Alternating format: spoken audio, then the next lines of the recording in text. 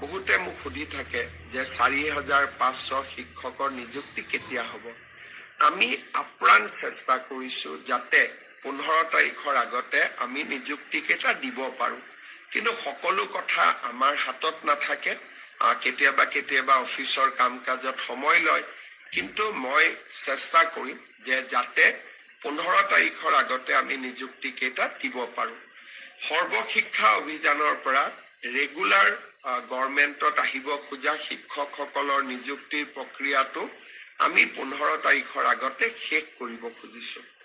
আটাইতকৈ ভাল কথা, অসম লোকসেৱা আয়োগৰ পৰীক্ষাৰ ফলাফল কেইটামান দিন আগতে ঘোষণা কৰিছিল। অহাকালি হোলীৰ দিনটোতে এইবাৰৰ অসম লোকসেৱা আয়োগৰ উত্তীৰ্ণ পৰীক্ষাৰ সফলতাৰে উত্তীৰ্ণসকলক আমি নিযুক্তি পত্ৰ বিতৰণ কৰিম। সাধাৰণতে 2 মাহ সময় লাগে, কিন্তু নিৰ্বাচনৰ অভিজ্ঞতা যাতে আমাৰ অফিচাৰসকলে পাব পাৰে, কাৰণ ইলেকশ্যনৰ এক্সপিৰিয়েঞ্চ লোৱাটো অফিচাৰসকলৰ বাবে বহুত প্ৰয়োজনীয়। সেইকাৰণে মই নিৰ্বাচনৰ আগতে তেওঁলোকক নিযুক্তি দিব খুজিছো যাতে তেওঁলোকে ইলেকশ্যন কণ্ডাক্ট কৰাৰ অভিজ্ঞতাটো ল'ব পাৰে। আৰু বহুত আমনি নকৰো, আজি হোলীৰ উৎসৱ অলপ আগতে চন্দ্ৰগ্ৰহণো শেষ হৈছে। অহাকালি আপোনালোকে হোলী পালন কৰিব, কিন্তু বোকা আদি নেখেলিব।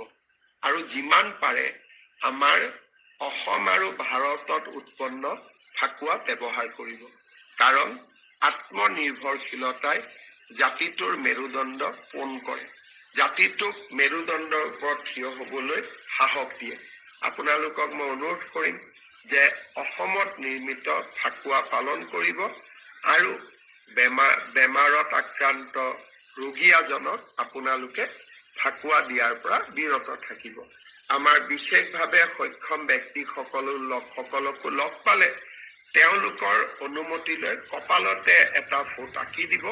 বহুত বেছিকৈ তেওঁলোককো আপোনালোকে অসুবিধা নকৰিব, কাৰণ আমি উৎসৱসমূহ নিজৰ কাৰণে পালন কৰো, পবিত্ৰ হৈ পালন কৰো, নিজৰ আনন্দৰ বাবে পালন কৰো, বেলেগক মনোকষ্ট দিবলৈ আমি পালন নকৰো।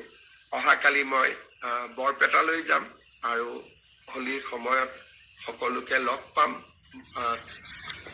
মই চাইছিলো, লিখি লৈছিলো যে কিবা কথা বাদ পৰি গৈছে নেকি। নাই, মোৰ মনত থকাত মই গোটেইখিনি কথা কলো আপোনালোকক।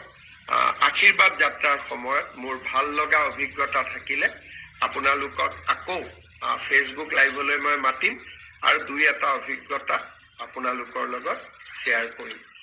আকৌ এবাৰ কৈছো যে এই নিৰ্বাচন অসমৰ বাবে এটা খুব ক্ৰিটিকেল সময়ত অনুষ্ঠিত হ'ব। অসমখনক আমি পিছপৰা ৰাজ্যৰ পৰা এনেকুৱা এখন ৰাজ্যলৈ লৈ আহিলো যে ইয়াৰ পৰা আমি জাপ মাৰিব পাৰো।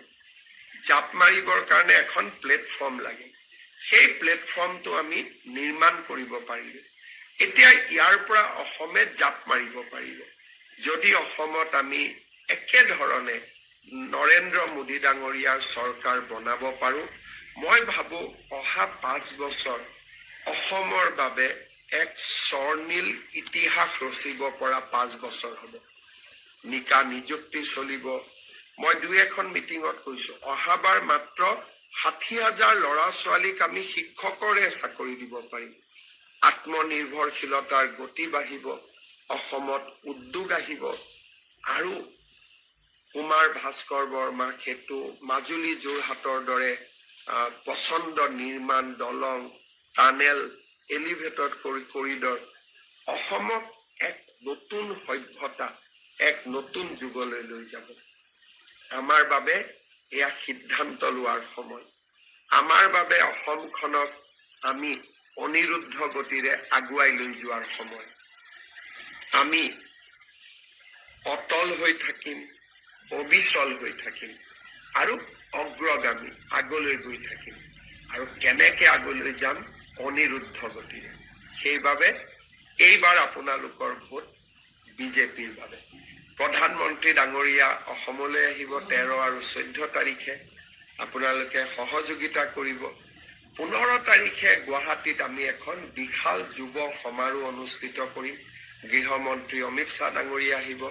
আশীৰ্বাদ যাত্ৰা চলি থাকিব। আপোনালোকৰ সহযোগিতা পাই থাকিম। বহুত বহুত ধন্যবাদ।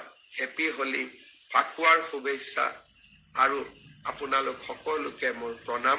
ধন্যবাদ। শুভৰাত্ৰি।